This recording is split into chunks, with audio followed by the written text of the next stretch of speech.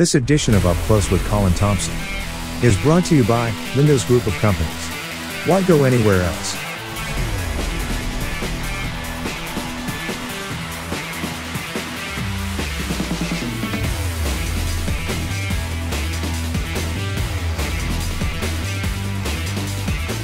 And welcome back. So Nilani, just before the break, you was talking about, how sport has helped you to advance, experience a lot of other different opportunities, if you will. And you mentioned about, different jurisdictions where you've attended school, the UK, over in Florida. Obviously, that's a huge jump, especially coming from a small country like Bermuda. You move into another country, a bigger country, a different culture. You leave behind loved ones, friends. It takes a lot. Yeah. It's something special to do that, and it's not for everyone. But you seem to have managed it quite well. What has kept you going or overcome any of those challenges, associated with such a move? Yeah, I'm not gonna lie to you. I'm not gonna sit here and sugarcoat it and say it's been easy. It's definitely been one of the hardest experiences that I've ever experienced. And I think if you ask my grandmother, she would know best that, like, whenever I'm going through something, she's the first person I call and we're talking about it. And we're always like, dang, like no one knows how much is put into this. Everyone just, sees the good and sees all the victories and stuff. And you never know actually what happens and what had to be done leading up to, these accomplishments. And I think like one of the biggest things for me was just knowing that like I just have high standards for myself, and knowing that like if I have these talents, there's no point of them being wasted. So just to be able to go out there and understand that like this is my purpose, then go out and execute. And obviously like my relationship with God, I feel like that's something that my grandmother has embedded in me, and it's been obviously the most important aspect of my life growing up. And I think just like with all, like I said, I mentioned before, like my support system, being able to have people who, when I'm going through these things, like I'm able to call Coach David Bascom and ask for advice from a coach's perspective, but then being able to call my grandmother and just get that sort of like comfort that I need from home. So I've been able to have those two sides of it. And I feel like that has been one of the best experiences and best things that's happened, especially in college, because the stakes are higher. It's a lot different than high school. Like you said, the jump is like significant. And out here, like everyone's fighting for a spot. It's more so of like a professional environment. So, you'll always have to do your best. You can't like let up, and because there's someone behind you and someone who would love to be in your position. So I think just obviously like that support system is the biggest thing for me, for sure. Wow. And what have been some of the biggest challenges you've had to overcome, on your journey through football overseas, or even cricket, or whatever the case may be? Mm-hmm. I think like obviously like when I said, when I moved to the UK, I was 13 years old. At 13, I was still, children, I don't know if they're still playing with like dolls and stuff, but you're kind of young, you know what I mean? And you've always known the comfort of your family. Your family does everything for you. So to go out there and be around people that I've never met in my life, who are, telling me to do this, telling me to do that, whatever it is, it's definitely difficult. But I feel like as I grew up, it was one of the best experiences for me, because I felt like I was able to mold into the person that I am today, and like the person that learned so much from such a great group of people that I was able to meet in the UK. So obviously that challenge, it was a challenge going in, but I feel like just having the mindset that like you're here and the bigger purpose is going to be great is obviously what helped me. And coming to college, I'm not sure if like my experience is a bit different than everyone else's, but it is not easy. The physical demands aren't easy. There's times where like, dang, I'm not sure if this is for me.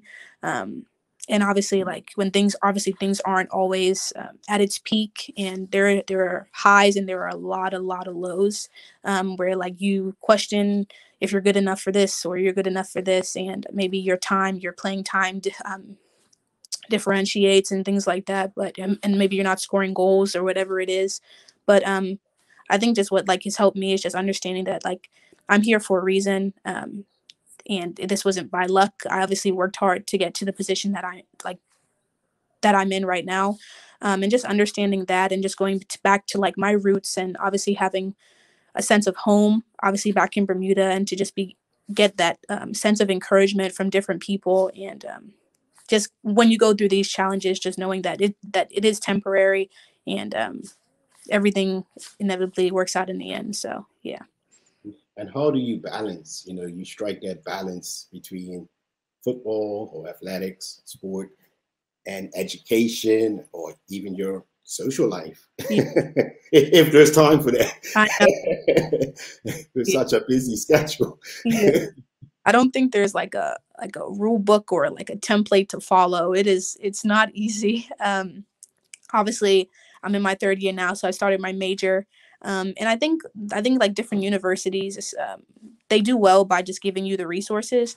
So you have the academic advisors, you have the athletic advisors who are there in order to help you, who put out your schedule in order to see what is best for you, what is going to be the most beneficial for you. And just having these people you can come to when things are going, kind of wrong, and you're like, why is this not adding up to this? You have people who you can send a text message to and be like, hey, I need help here. I need help here. You obviously have the coaches there who are like, this and this isn't adding up. Can I get your opinion on this? So I definitely don't think it's easy. Obviously, you have to manage your time so much, and you have to prioritize a lot of things. I know a lot of people say like, education before your sport, but when you're playing at this high level, obviously your sport is obviously one of the things that you're like, okay, this is my thing, I'm here for this thing. But going back and making sure that you have the necessary tools so that once your career is over, you have the education to fall back on. So it's hard, but it's doable, and it's one of those things where you just have to do it. Yeah. Right. So what's a typical week like? Like, how many times do you guys train? Do you train in the morning, midday, at evening? Yeah, so how does that all fit in? What's a regular schedule like for you, a weekly schedule?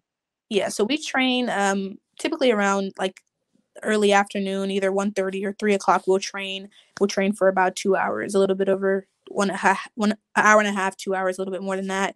And before that, I'll have classes. I'll have maybe a class at 9 o'clock. I'll have another class at 12 o'clock, and then I'll just walk over to the complex and be able to train there. So I usually start my day around 9 o'clock, or wake up at around 8 o'clock, go to school, and then leave the complex around 5. So it's basically a 9 to 5 working, and then you get home and you're able to cook dinner for yourself and crash in some homework and stuff like that. So it's a pretty hefty day, but that's specifically what the week looks like. We train every day, and then now we're having games on Fridays, and then depending on the schedule, we'll turn over and we'll play on a Sunday. So that's typically what it looks like. And we'll have a day off each week. But other than that, that's typically the school in the morning and then the training after. And your schedule runs, your season schedule runs from until, like, when does the season start, the regular season? So the regular season starts, I want to say early September. Because you have probably about a month of preseason. We come in late July, have probably a month of preseason, have a couple of preseason games, and then we'll start the season. And then obviously for a lot of teams around the country, their season is over right now, but we're fortunate enough to be able to play in the Elite Eight and play against, within the 8 teams that are still left in the season. So if we win on Friday, we'll fly over to California and play in the College Cup, where we'll play the semifinal and the final match, and then we'll come home, have finals week, and then move. So then I'll be able to grab on some Christmas food, hopefully. Wow, that's that, man. I'm just thinking about it. The tournament. And if you guys were to go the distance, I mean, a national title, that is huge. That is huge.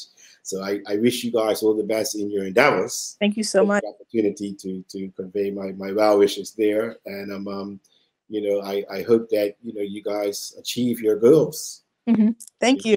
We're just going to pause for another moment, but we'll be right back. Folks, don't go away. We'll be back with more from Leilani in just a moment. This edition of Up Close with Colin Thompson is brought to you by Lindos Group of Companies. Why go anywhere else?